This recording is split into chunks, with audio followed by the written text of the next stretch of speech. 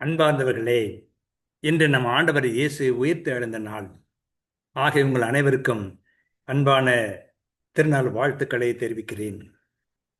அன்பார்ந்தவர்களே, ஆண்டவர் இயேசு உயிர்த்து எழுந்ததை இறையடியார் வீரமாமுனிவர் தேம்பாவணியிலே மிக அழகான ஒரு செயல் மூலமாக நமக்கு உணர்த்துகின்றார். அதை நாம் இன்று தியானிக்கப் போகின்றோம். மிக அருமையான ஒரு செய்யுள்ளது. அது நமக்கு புரிய வேண்டும் என்று நம்புகிறோம்.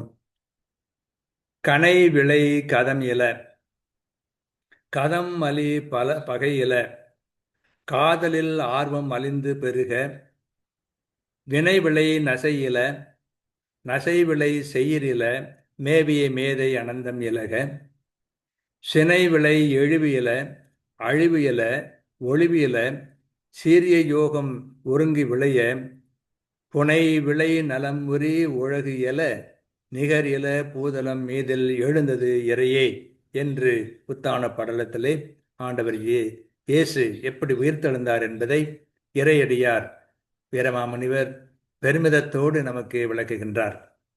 இந்த செய்யுளின் பொருள் அருமையானது. செய்யுள் அதன் பொருள் என்ன?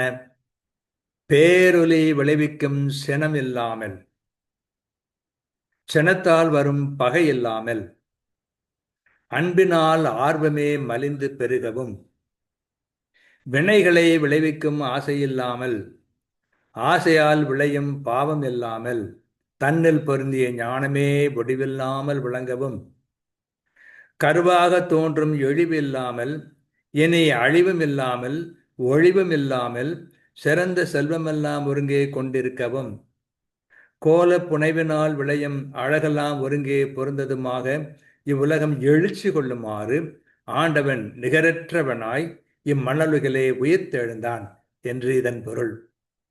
தெளிவாக சுருக்கமாக சொல்வதென்றால், இனிமேல் சினமில்லை, அதனால் பகை இல்லை. அப்படித்தான் ஆக வேண்டும் என்று அவர் உயிர்த்தெழுகின்றார். அன்பே பெருகுகிறது. சினமில்லை, அதனால் பகையில்லை, அன்பே பெருகுகிறது. ஆசையில்லை, எனவே பாவமில்லை, முடிவற்ற ஞானம் பெருகுகிறது. பிறப்பு இல்லை, இறப்பும் இல்லை, ஆனால் செல்வம் மிகுகின்றது.